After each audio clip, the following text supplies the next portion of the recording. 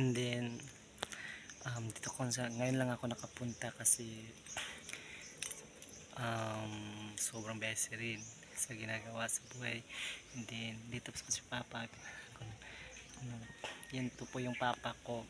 Sa hindi pa nakakalam, 8 years ago na po siyang nasa piling na ni God, kaya nakakamiss. Pero alam kong nasa ano na siya ngayon, nasa kamay na ni God, kaya masayang masaya ako para sa kanya. And then sana po gabayan niya po kami. And then ito po yung mag-isa. Hindi natutulog ang Diyos, naririnig ka niya. At huwag mong iisipin na ika'y nag-iisa.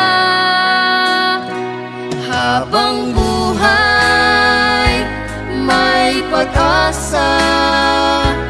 Ang liwanag ay muli mong makikita. Sisikat ang araw na ang dala ay ngitit, saya laging isipin.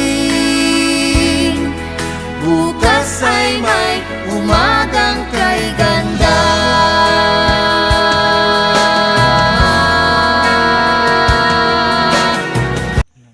Yan to po yung papa ko.